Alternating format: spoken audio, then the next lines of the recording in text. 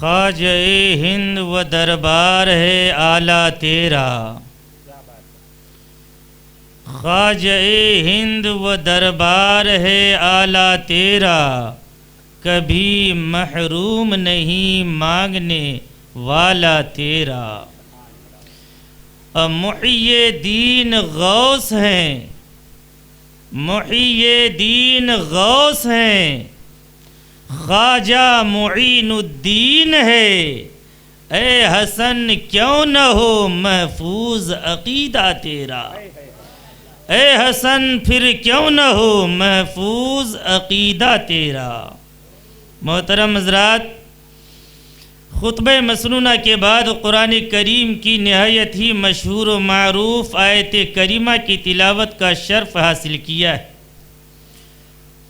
اس پر کچھ عرض و معروض کرنے سے پیشتر میں چاہتا ہوں کہ اپنی گفتگو کا آغاز حضور سلطان الہند خواجہ خواجگاں خواجہ غریب نواز رضی اللہ تعالی عنہ کے فرمان سے کروں۔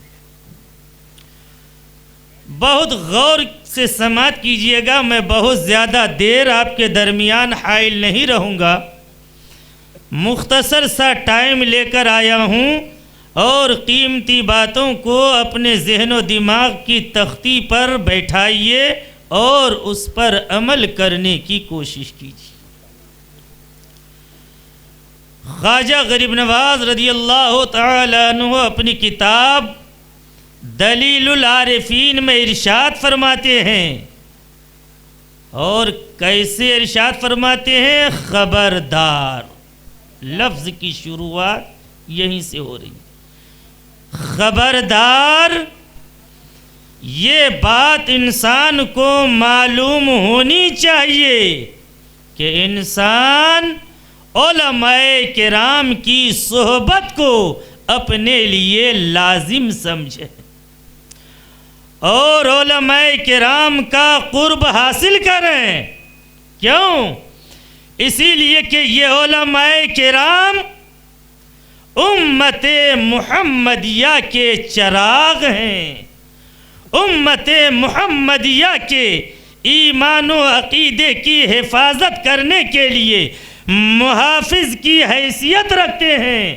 لہذا علماء کا قرب تلاش کرو اور جاہلوں سے دور رہو اور دنیا سے اپنے آپ کو دور رکھو، کیونکہ جاہل کی صحبت اور دنیا کی محبت تمہیں وحدہ لا شریک سے دور کر دے گی۔ یہ کوئی عام انسان نہیں کہہ رہا ہے، خواجہ خواجگاں فرما رہے ہیں، رسول اللہ کا نواسہ کہہ رہا ہے، سلطان الہند ارشاد فرماتا ہے۔ اور یہ کیوں کہا؟ اسی لیے کہ زندگی علم کا نام ہے اور جہالت موت کا نام ہے۔ اسی لیے خواجہ غریب نواز نے پہلے ارشاد فرمایا، علماء کی صحبت کو اپنے لیے لازم سمجھو اور ان کا قرب تلاش کرو۔ اب علماء کی زندگی کو لازم سمجھو، ان کا قرب تلاش کرو۔ ان کا قرب کیسے ملے گا؟ امام صاحب اگر خواجہ غریب نواز کی چھٹی کی محفل میں ہیں، ان کے قریب ہو جائیے، مسجد میں ہیں ان کے قریب ہو جائیے، مدرسے میں ہیں ان کے قریب ہو جائیے، خانقاہ میں ہیں ان کے قریب ہو جائیے۔ جہاں جہاں علماء ہیں وہاں وہاں آپ اپنا سراپا لے کر کے جائیے۔ اگر آپ ایسا کرنے میں کامیاب ہو گئے تو یقیناً آپ کو علماء کا قرب ملے گا، آپ کو مفتی کا قرب ملے گا، صاحب علم کا قرب ملے گا، اور جب قرب ملے گا دنیا کی محبت دور ہو جائے گی، خالق کائنات کی محبت آپ کے قلب و جگر میں پناہ گزی ہو جائے گی، اور جب یہ عالم ہوگا تو دنیا سے انسان بے خبر ہو جائے گا اور اللہ والا بنتا نظر آئے گا۔ نعرہ تکبیر، نعرہ رسالت،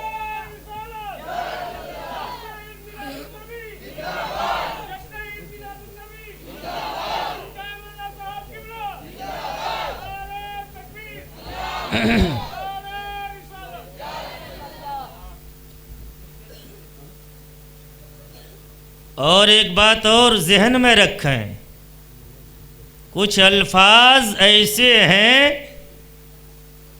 جن کو ہم اور آپ دن رات بولتے ہیں اور سنتے بھی ہیں۔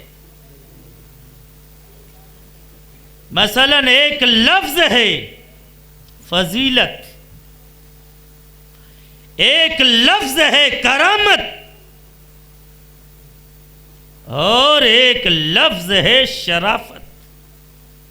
ہر انسان بولتا ہے، ہر انسان سنتا ہے، لیکن کیا یہ الفاظ یوں ہی استعمال ہوتے ہیں یا اپنے اندر کوئی معنی آفرینی بھی رکھتے ہیں، اپنے اندر کوئی مفہوم بھی رکھتے ہیں؟ یقینی طور پر ہر لفظ کا معنی اور مفہوم ایک نہیں ہے۔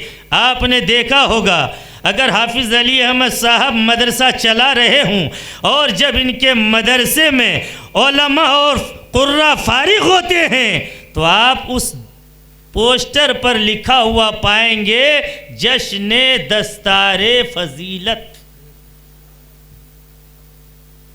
ہر جگہ یہ لفظ آپ کو نہیں ملے گا، مدرسے کے جلسے کے پوسٹر پر یہ لفظ آپ کو لکھا ہوا ملے گا۔ تو فضیلت ایک لفظ ہے، کرامت ایک لفظ ہے، اور شرافت یہ تیسرا لفظ ہے۔ مختصر طور پر میں تینوں کا مفہوم آپ کی سماعت کے حوالے کرنا چاہتا ہوں کہ اگر انسان کے پاس علم ہو تو علم کی وجہ سے انسان کو فضیلت ملتی ہے۔ انسان اگر صاحب تقوی ہے، انسان اگر عرفان و اقبال کا مالک ہے تو انسان کو کرامت نصیب ہوتی ہے، اور اگر انسان کی شرافت انسان کو تب ملتی ہے جب انسان نجیب الطرفین ہوتا ہے۔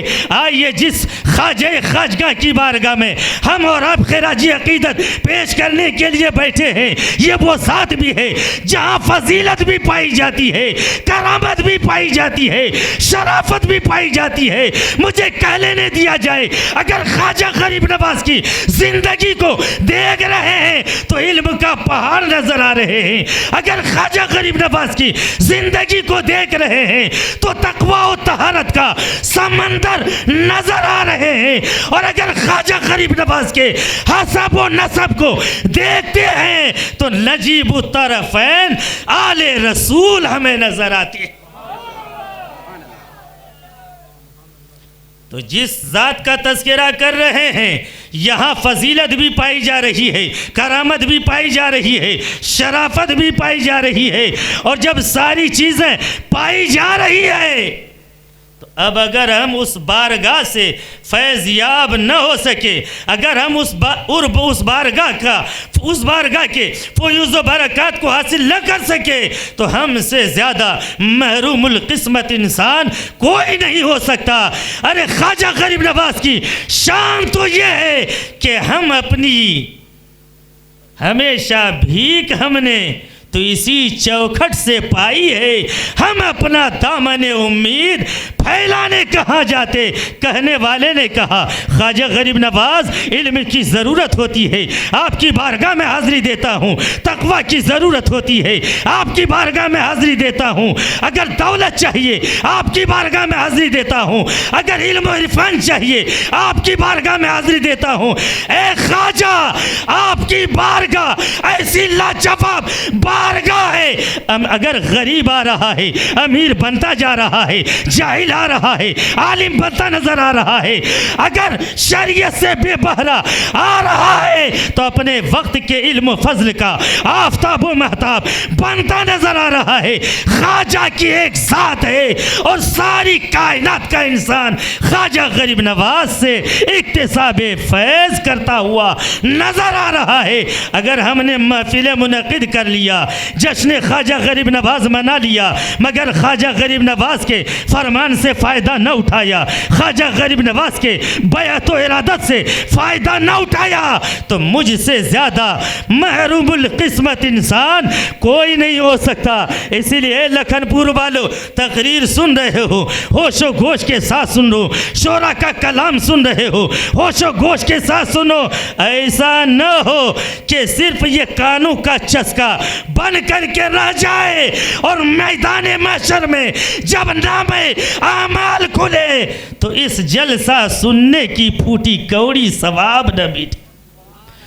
جلسہ کرنا یہ کامیابی کی صرف ضمانت نہیں ہے، اصل کامیابی یہ ہے کہ خلوص بھی ہونا چاہیے، ایثار بھی ہونا چاہیے، للہیت بھی ہونی چاہیے۔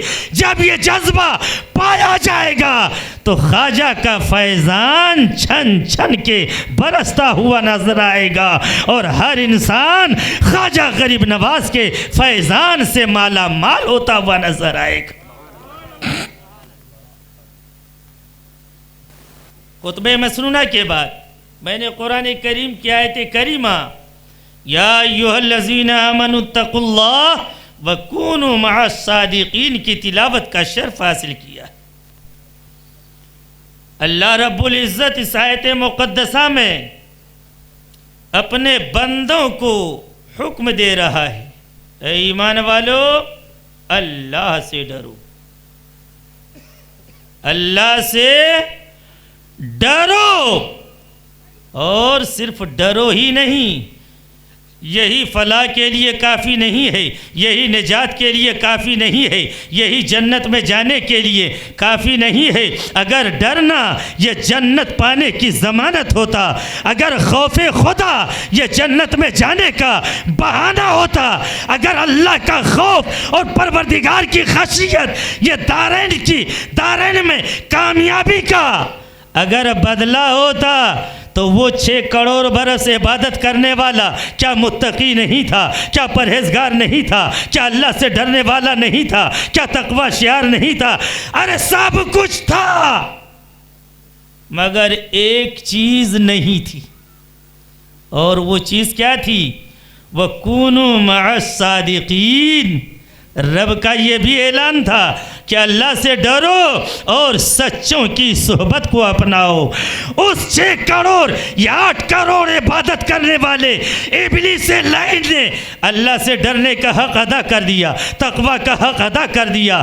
تقوی کے معاملے میں پیغمبر امن و امان ارشاد فرماتے ہیں کہ اگر ابلیس لعین کے سجدے کو روئے زمین پر پھیلایا جائے تو سرسوں کا دانہ رکھنے کے برابر جگہ خالی نہیں ہوگی۔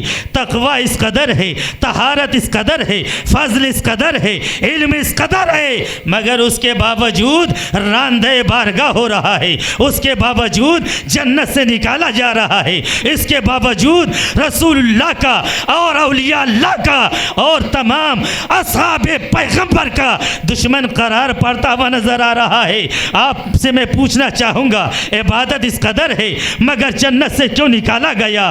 عبادت اور تقوی طہارت اس قدر ہے مگر جنت میں ہمیشہ کے لیے کیوں نہ رہ سکا؟ تو احمد رضا جواب دے گا، جنت پانے کے لیے تقوی کی بھی ضرورت ہے، اور جنت پانے کے لیے اولیاء کرام اور تمام پیغمبران اعظام کی صحبت بھی ضرورت ہے۔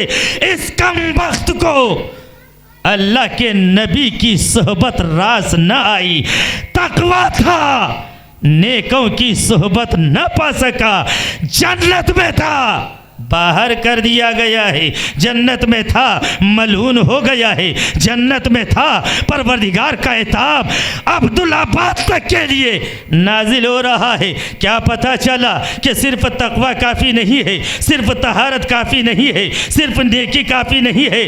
اگر اللہ کی رضا چاہتے ہو تو ایک ہاتھ میں تقوی ہونا چاہیے اور دوسرے ہاتھ میں نیکوں کی صحبت و معیت و رفاقت بھی ہونی چاہیے۔ اور صحبت تلخ جملہ، اسے برداشت کرنے کی کوشش کیجئے۔ آج ہم میں سے یہاں سے وہاں تک جتنے لوگ کون ایسا انسان ہے جو کسی پیر کا مرید نہیں ہے کہ نہیں؟ ہر انسان کسی نہ کسی پیر کامل کے دامن کرم سے وابستہ ہے۔ بیعت و ارادت کہتے کسے ہیں؟ یہ جو آپ بیعت کرتے ہیں پیر صاحب کے ہاتھ پر ہاتھ رکھ کر کے، اس بیعت کا معنی، اس ارادت کا معنی اور مفہوم کیا ہے؟ کبھی آپ نے غور کیا؟ بیعت و ارادت کے معنی ہوتے ہیں اپنے آپ کو بیچ دینا۔ باع یبی اسی سے بیعت بنا ہے، جس کے معنی ہوتے ہیں اپنے آپ کو بیچ دینا۔ کیا مطلب؟ بیچنے کا مطلب کیا ہے؟ کہ جب آپ کوئی سامان بیچ دیتے ہیں تو اس سامان کے مالک آپ نہیں، خریدار ہوتا۔ بلا تشبیہ و تمثیل مجھے عرض کر لینے دیا جائے، انسان اپنے نفس کو اپنے پیر کے ہاتھ بیچ چکا ہے، اور جب اپنے پیر کے ہاتھ بیچ چکا تو اب ہمارا طرز زندگی ہماری کیسی ہونی چاہیے، ہمارا اٹھنا بیٹھنا کیسا ہونا چاہیے؟ تو مجھے عرض کر لینے دیا جائے، جب ہم نے اپنے آپ کو بیچ لیا ہے اولیاء کرام کے ہاتھ میں، دوسرے لفظوں میں ہم نے اپنے آپ کو بیچ لیا ہے مصطفیٰ جان رحمت کے ہاتھ میں، ہم نے اپنے آپ کو بیچ لیا ہے نبی آخر الزماں کے ہاتھ میں، ہم نے اپنے آپ کو بیچ دیا ہے غوث اعظم کے ہاتھ میں، ہم نے اپنے آپ کو بیچ دیا ہے خواجہ خواجگاہ کے ہاتھ میں، تو اب اس بیچنے کا مفہوم کیا بتلاتا ہے؟ کہ اے بکنے والے، اب تمہاری بات نہیں سنی جائے گی، ارے وجود تمہارا ہوگا، حکم تمہارے پیر کا چلے گا، ذات تیری ہوگی، قانون مصطفیٰ کا چلے گا، گھر تیرا ہوگا، نظام مصطفیٰ کا چلے گا، قرآن کتاب اللہ خدا کی کتاب ہوگی، مگر اس میں حکم پروردگار کا چلے گا۔ اگر انسان اس نیت کے ساتھ اپنے وجود کو اپنے پیر کے ہاتھ میں بیچ چکا ہے، اپنے آپ کو تاج الشریعہ کے ہاتھ میں بیچ چکا ہے، اپنے آپ کو حجت الاسلام کے ہاتھ میں بیچ چکا ہے، اپنے آپ کو خواجہ خواجگاہ کے ہاتھ میں بیچ چکا ہے، تو وہ انسان کامیاب انسان ہے کہ اس نے اپنے آپ کو بیچا کہ خواجہ اب میں تیرا ہو گیا ہوں، اب میری صبح بھی بولے گی وہی بولے گی جو مصطفیٰ کا حکم ہوگا، ہماری شام بھی وہی بولے گی جو مصطفیٰ کی رضا ہوگی، ہماری زندگی بھی وہی بولے گی جو خدا کا قانون ہوگا، ہمارا اٹھنا بیٹھنا چلنا پھرنا کھانا پینا سونا جاگنا سب شریعت مطہرہ کی روشنی میں ہوگا۔ یہ کب ہوگا؟ جب ہم نے اپنے آپ کو اولیاء کرام کے ہاتھوں میں صحیح معنی میں بیچ دیا ہوگا۔ مگر مجھے بتاؤ، ہم اپنے آپ کو چشتی کہلاتے ہیں، ہم اپنے آپ کو قادری کہلاتے ہیں، ہم اپنے آپ کو نظامی کہلاتے ہیں، ہم اپنے آپ کو سہروردی کہلاتے ہیں، ہم اپنے آپ کو نقش بندی کہلاتے ہیں، مگر کیا پیر کے عمل و کردار کی جھلک ہمارے اندر نظر آتی ہے؟ یقیناً نظر نہیں آتی ہے۔ اگر نظر نہیں آتی تو مجھے کہہ لینے دیا جائے، اپنے آپ کو آپ نے غوث اعظم کے ہاتھ میں بیچا ہی نہیں ہے، اپنے آپ کو غوث پاک کے ہاتھ میں فروخت ہی نہیں کیا ہے، خواجہ غریب نواز کے ہاتھ میں فروخت ہی نہیں کیا ہے۔ اگر فروخت کر دیتے تو ہماری زندگی خواجہ کے اشارے پر گزرتی، اگر بیچ دیا ہوتا تو ہمارا اٹھنا بیٹھنا اولیاء کرام کے ارشادات و فرمودات کے مطابق ہوتا۔ مگر ہم اپنے احوال کا جائزہ لے لیں، ہم اپنے گھر بار کا جائزہ لے لیں۔ آج کون ایسا گھر ہے جہاں تلاوت قرآن ہو رہی ہے؟ آج کون ایسا گھر ہے جہاں حدیث رسول پڑھی جا رہی ہے؟ آج کون ایسا گھر ہے جہاں حمد خدا گنگنائی جا رہی ہے؟ آج کون ایسا گھر ہے جہاں مصطفیٰ کی نعت پڑھی جا رہی ہے؟ پتہ کیا چلا؟ ہم نے اپنے آپ کو بیچا تو لفظی طور پر ہے، مگر حقیقتاً اپنے وجود کو ہم نے شیطان کے ہاتھ بیچ دیا ہے۔ اسی لیے ہم شیطان کا آلہ کار اور کھلونا بن کر کے رہ گئے۔ بات تلخ ضرور ہے مگر ذرا اسے قبول کیجئے گا۔ آئیے اسی صحبت ایک جملہ اور میں عرض کرنا چاہوں گا۔ انسان جب بیعت و ارادت کر لیتا ہے اور وہ پیر کے فرمان کے مطابق چلنے لگتا ہے تو سمجھ جاؤ کہ بیعت و ارادت کی وجہ سے یہ انسان مرید بن چکا ہے۔ مگر اس بیعت و ارادت نے اگر پیر کو متاثر کر دیا ہے، پیر کو متاثر کرنے کا مطلب کہ آپ کے بیعت و ارادت سے اگر پیر خوش ہو گیا ہے تو اب یہ مرید نہیں بلکہ پیر کی مراد بن جایا کرتا ہے۔ مرید ہونا بھی اپنی جگہ پر کچھ نہ کچھ انعام و اکرام کا سبب ہے، لیکن اگر انسان اپنے پیر کی مراد بن جائے تو پھر اس انسان کا عالم کیا ہے؟ آپ کہو گے یہ مرید کیا ہے اور پیر کی مراد کیا ہے؟ مشہور واقعہ امام عشق و محبت اعلیٰ حضرت فاضل بریلوی کی ذات کو دیکھی، بیعت و ارادت کیا تو پیر کے مرید بنتے نظر آئے، اور تقوی اور طہارت میں جب اپنے پیر کو متاثر کر لیا تقوی و طہارت کے ذریعے تو اب اعلیٰ حضرت فاضل بریلوی صرف مرید نہیں بلکہ آل رسول کی مراد بنتے نظر آ رہے ہیں۔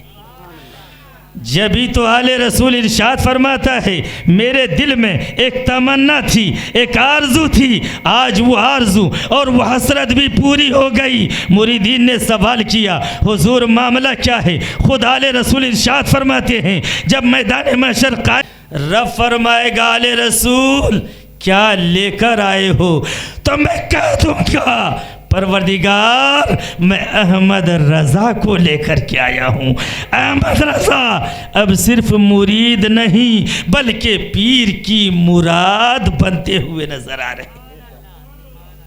کاش ہم نے بھی ایسا بننے کی کوشش کیا ہوتا، اپنے پیر کے ارشادات و فرمودات کے مطابق زندگی بسر کرنے کی کوشش کیا ہوتا، مگر چونکہ ہم نے اپنی زندگی کو تباہ و برباد اپنے ہاتھوں سے کر لیا۔ صحبت اولیاء کرام کی صحبت یہ کیسی تریاق ہے؟ آئیے قرآن کریم سے پوچھتے ہیں۔ قرآن کریم میں اصحاب کہف کا تذکرہ، ان اصحاب الکہف والرقیم کانوا من آیاتنا عجبا، کیا مطلب تھا؟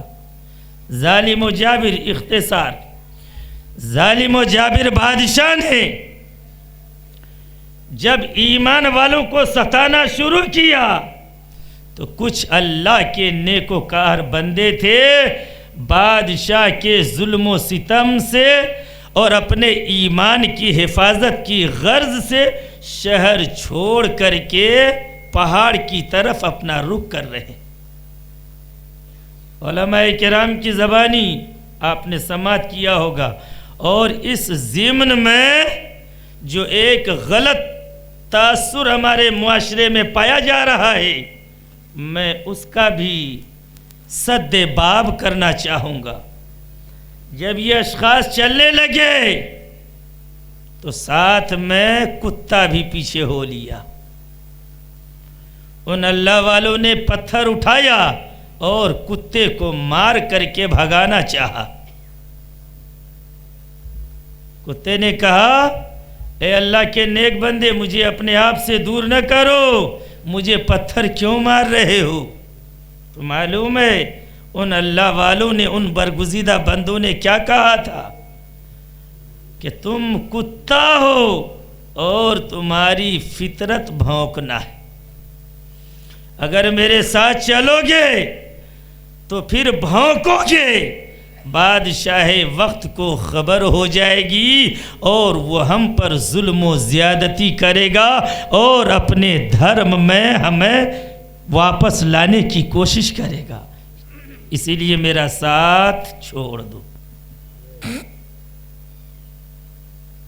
تو کتا نے زبان حال سے کہا اے اللہ والو مجھے اپنے آپ سے دور نہ کرو، اس لیے کہ کتوں کی فطرت بھونکنا ضرور ہے، مگر میں ان کتوں کی طرح نہیں ہوں جو انسانوں پر بھونکا کرتے ہیں، بلکہ میں آپ کی رکھوالی کروں گا، آپ کی نگرانی کروں گا، آپ کی حفاظت کروں گا، اسی لیے مجھے اپنے آپ سے دور مت کیجیے۔ تفصیل میں نہیں جانا چاہتا ہوں، صرف جو تاثر میں آپ کو دینا چاہتا ہوں، ہر کتے کی فطرت بھونکنا ہے، چیخنا ہے، چلانا ہے، مگر اصحاب کہف نے کبھی نہیں بھونکا، کبھی نہیں چلایا، بلکہ کتے نے اپنی فطرت کو بدل دیا۔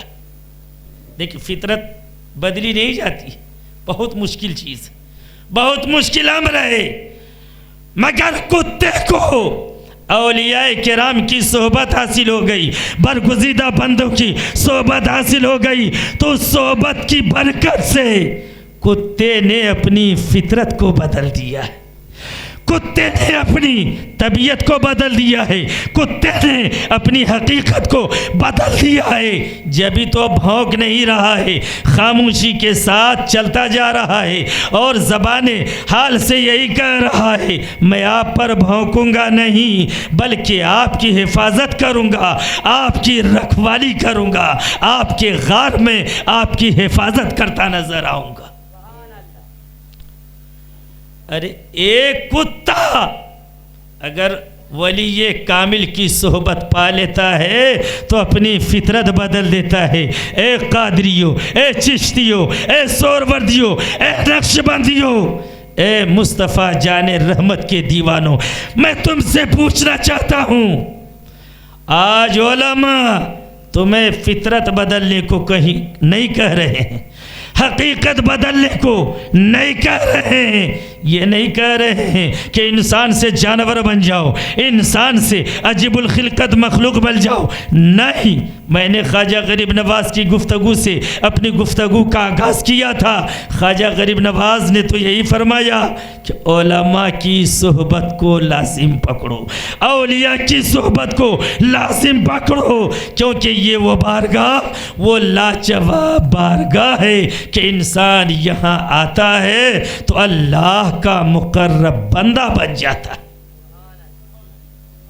مگر ہم نے پیر کا دامن تھاما، ہمارے اندر کوئی تبدیلی نہیں، ہم نے اپنے اپنے مرشد کامل کا دامن کرم تھاما، مگر ہماری لائف میں، ہمارے وجود میں کوئی تبدیلی اور کوئی چینجنگ نظر نہیں آ رہی ہے، تو سمجھ جائیے کہ ابھی آپ نے اولیاء کرام کی صحبت ہی کو نہیں اپنایا ہے۔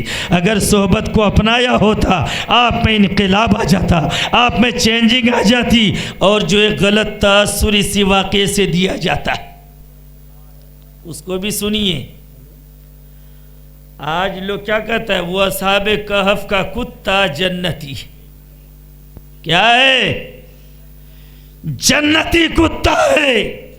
تو آج ہمارے معاشرے میں یہ آواز اٹھتی ہے کہ جب ایک کتا اولیاء کرام کی صحبت میں رہا تو وہ جنتی ہو گیا، تو کیا اگر ہم نے اپنے پیروں کا دامن پکڑ لیا تو کیا ہم جنتی نہیں ہیں؟ یقیناً جنتی ہیں نعرہ لگاتا ہے، یقیناً جنتی ہیں، عمل نہیں بھی کریں گے جنت میں جائیں گے، تقویٰ نہیں اکٹھا کریں گے جب بھی جنت میں جائیں گے۔ اے نادان، کون سی بولی بول رہا ہے؟ یہ مصطفیٰ کی بولی نہیں ہے، یہ شریعت مطہرہ کی بولی نہیں ہے۔ کیا تم کو اپنے پیر پر بھروسہ ہے؟ یقیناً بھروسہ ہے، مگر میں عرض کرنا چاہوں گا، کیا صدیق کو رسول پر بھروسہ نہیں تھا؟ کیا عمر کو رسول پر بھروسہ نہیں تھا؟ کیا عثمان و علی کو رسول پر بھروسہ نہیں تھا؟ ارے وہ تو شافع محشر ہیں۔ ابو بکر نے بھی بیعت و ارادت مصطفیٰ کے ہاتھ میں کیا، مگر ابو بکر کی زندگی کو اٹھا کر کے دیکھو، مشرف اسلام ہو رہے ہیں، بیعت و ارادت کر رہے ہیں تو اور زیادہ عبادت کر رہے ہیں۔ عمر کو دیکھو، اور زیادہ عبادت کر رہے ہیں۔ عثمان و علی کو دیکھو، اور زیادہ عبادت کرتے ہوئے نظر آ رہے ہیں۔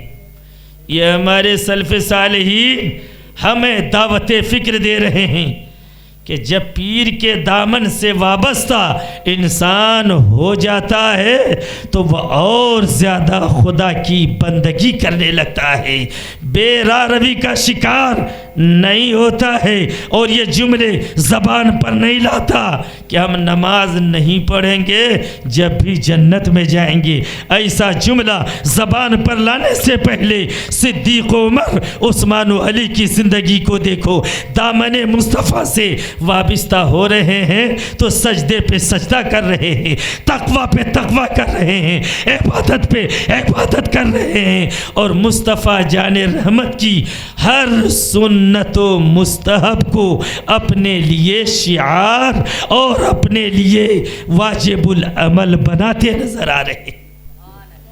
اسی لیے کامیاب مرید وہی ہے جو پیران اعظام کے بتائے ہوئے باتوں پر عمل کر کے اللہ و رسول کی خوشنودی و رضامندی حاصل کر لیتا ہے۔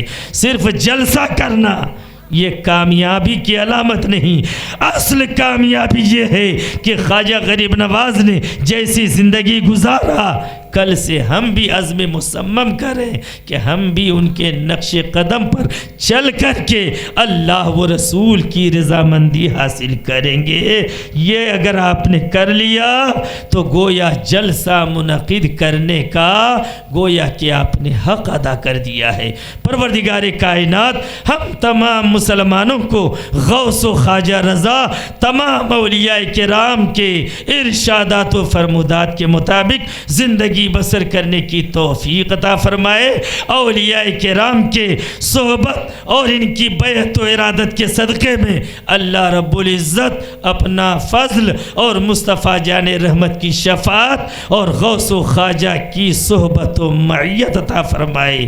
وآخر دعوانا ان الحمد للہ رب العالمین۔ السلام علیکم ورحمۃ اللہ۔